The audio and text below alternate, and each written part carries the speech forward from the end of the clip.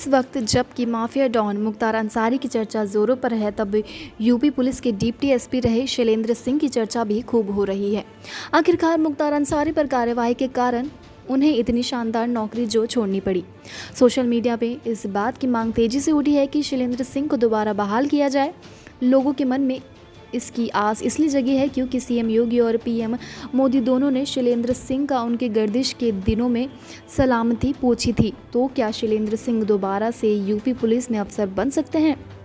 जी आपको बता दें कि सोशल मीडिया पर उनके पक्ष में तर्क देते हुए कहा जा रहा है कि जब यूपी पुलिस के ही अफसर आईपीएस दावा शेरपा नौकरी छोड़कर दोबारा नौकरी में आ सकते हैं, तो शैलेंद्र सिंह क्यों नहीं?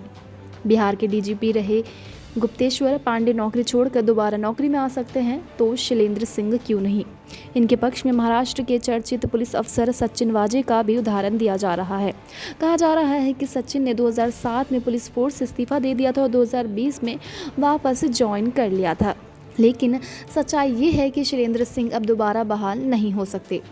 अभी तक के किसी भी नियम के तहत उन्हें दोबारा नौकरी पर नहीं रखा जा सकता। अब सवाल उठता है कि दावा शेरपा, गुप्तेश्वर पांडे और सचिन वाजे दोबारा नौकरी पर कैसे रखे गए? तो जवाब ये है कि इन सभी का मामला शैलेंद्र सिंह से अलग है। अंतर यह है कि शैलेंद्र सिंह ने इस्तीफा दिया था, जबकि दावा शेरपा और गुप्तेश्वर पांडे ने वीआरएस मांगा था। सचिन वाजे निलंबित था। तीनों मामलों में बहुत फर्क है।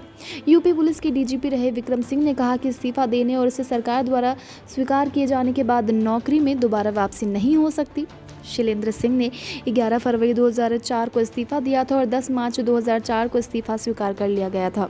आईपीएस दावा शेरपा ने 2008 में वीआरएस मांगा था। इसके बाद ये दार्जिलिंग चले गए थे। वहां से बीजेपी के टिकट पर चुनाव लड़ना चाह रहे थे। 2009 के लोकसभा के चुनाव में इनकी जगह दूसरे को टिकट मिल गया।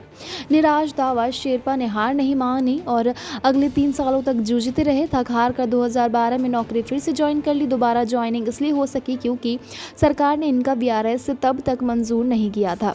शेरपा कहते हैं कि जितने दिन वे नौकरी में नहीं रहे उतने दिन की बिना सैलरी की छुट्टी लेकर वापस नौकरी ज्वाइन की। शेरपा ने कहा कि उनके बारे में जानकारी गलत फैलाई गई है कि उन्होंने टिकट न मिलने पर निर्दलीय ही चुनाव लड़ा था। उन्होंने ना कोई चुनाव लड़ा और ना ही कोई पार्टी ज्वाइन की।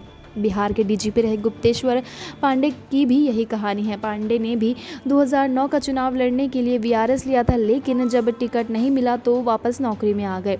अब वीआरएस मिल गया है। महाराष्ट्र के पुलिस अफसर सचिन वाजे की कहानी थोड़ी अलग है।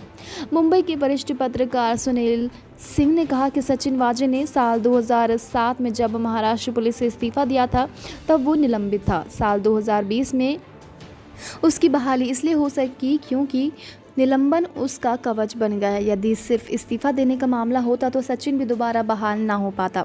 वैसे शैलेंद्र सिंह ये सच्चाई जानते हैं, इसलिए उन्होंने कहा कि अब तो नौकरी छोड़े 17 साल हो गए हैं और मैंने ऐसा कोई विचार भी नहीं किया है। अब तो गंगा में बहुत पानी बहा चुका है। मैं जिस फील्ड में काम कर रहा हूँ अब उसी में मेरा मन रम गया है, बाकी किस्मत जहाँ ले जाए।